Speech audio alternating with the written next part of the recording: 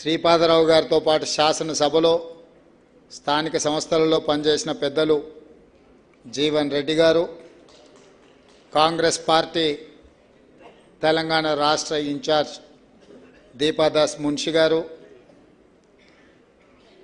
మిత్ర శాసన సభ్యులు, శాసన మండలి సభ్యులు,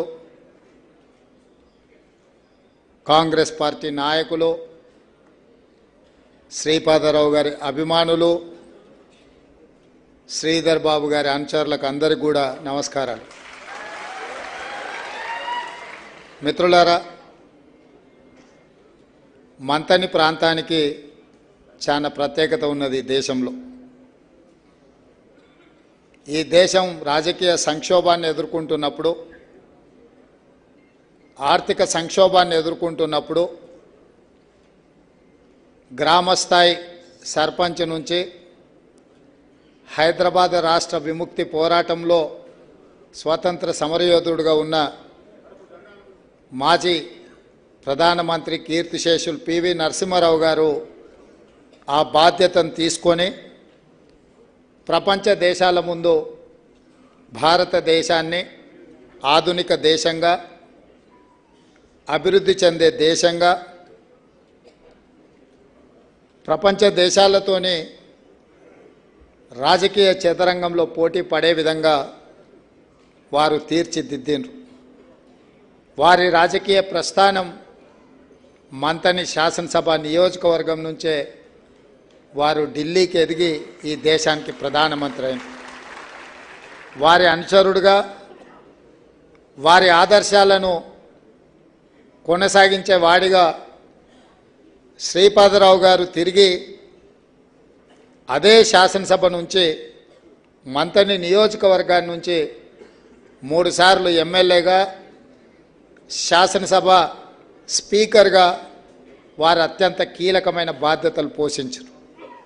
ఉమ్మడి రాష్ట్రంలో శాసనసభ స్పీకర్లుగా చర్చ చేయాల్సి వస్తే అయ్యదేవర కాళేశ్వరరావు గారి నుంచి మొదలు పెడితే రామచంద్రారెడ్డి గారు, శ్రీపాదరావు గారు ఒక మంచి సాంప్రదాయాలను నెలకొల్పి, శాసనసభ అంటే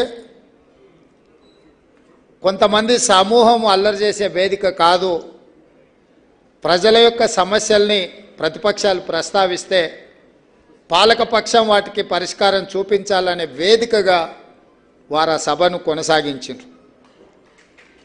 అందుకే ఆనాడు నాకు గుర్తున్నంత వరకు శ్రీపాదరావు గారు స్పీకర్గా ప్రతిపాదన వచ్చినప్పుడు ప్రధాన ప్రతిపక్ష నాయకుడు నందమూరి తారక రామారావు గారు వారి ప్రతిపాదనకు సంతకం పెట్టినరు. అంటే ప్రధాన ప్రతిపక్ష నాయకుడు కూడా ఏకగ్రీవంగా శ్రీపాదరావు గారు స్పీకర్గా ఎన్నిక కావడానికి ఎన్టీ రామారావు గారు లాంటి వాళ్ళు సంతకం పెడితే స్పీకర్గా వారు బాధ్యతలు నిర్వహించారు. వారు మర్రి చెన్నారెడ్డి గారితో, పివి నరసింహారావు గారితో, కోట్ల విజయభాస్కర్ రెడ్డి గారితో,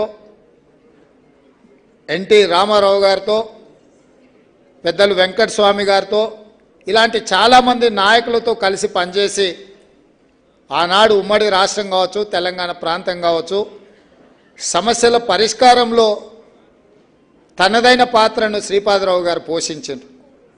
అందుకే ఈరోజు ఇన్ని సంవత్సరాల తర్వాత కూడా వారిని అభిమానించే వాళ్ళు, వారిని గుర్తు చేసుకునే వాళ్ళు, వారిని పివి నరసింహారావు గారిని గుర్తు చేసుకున్న తర్వాత వారిని కూడా గుర్తు చేసుకోవడం అంటే వారు నిర్వహించిన పాత్ర కీలకమైనది, బాధ్యతాయుతంగా వారు నిర్వహించారు.